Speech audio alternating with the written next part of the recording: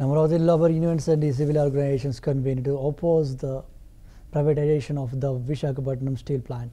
They demanded the immediate withdrawal of the exception for interest issued for the plant. Protest committee leaders and workers staged at the Steel Administration building, moving to the launch a statewide movement to protect the plant. Allegations were made against the coalition government for betraying the steel plant workers.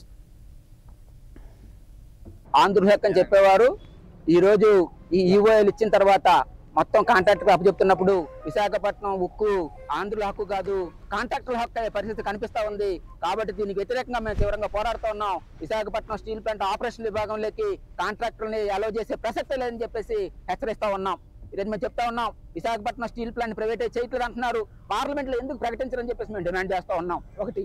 రెండోది, Visakhapatnam steel plant సొంత mines కేటాయించాలని చెప్పి demand చేస్తా ఉన్నాం. కానీ మీరు mines గురించి మాట్లాడడం లేదు. విశాఖపట్నం స్టీల్ ప్లాంట్ కార్మికులకి సంవత్సరం రోజులుగా జీతం రావడం లేదు. 3.5 నెలల జీతం పెండింగ్ ఉంది. అంటే సుమారు 3 లక్షల రూపాయలు కార్మికుడికి జీతం ఉంది. ఏ విధంగా బతుకుతాడు కార్మికులు మేము అడుగుతా ఉన్నాం. ఎందుకు మీరు జీతం చెల్లించమని చెప్పేసి యాజమాన్యాన్ని హెచ్చరించడం లేదని చెప్పేసి రాజకీయ నాయకులు కోరుతా ఉన్నాం. అలాగే విశాఖపట్నం స్టీల్ ప్లాంట్ 2 సంవత్సరాలుగా బోనస్ ప్రకటించడం లేదు. బోనస్ అన్నది సుప్రీంకోర్టు ప్రకారం కార్మికుల హక్కు, వాయిదా పడిన జీతం, దీని ఆపే హక్కు ఎవరికి లేదు.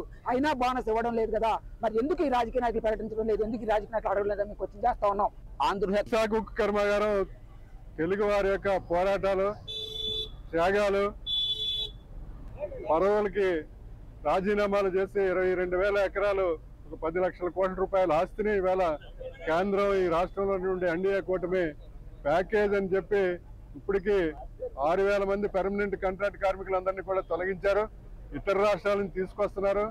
మరి ఇది ఎవరి కోసం పోరాడారు, ఎవరి కోసం త్యాగాలు చేశారు, ఎవరి కోసం భూములు ఇచ్చారు అనేది ఇవాళ రాష్ట్ర ప్రభుత్వం కళ్ళు తెరవకపోతే మటుకు ఆంధ్ర ప్రజలందరూ కూడా పెద్ద ఎత్తున మేము పోరాటాలు చేస్తాం.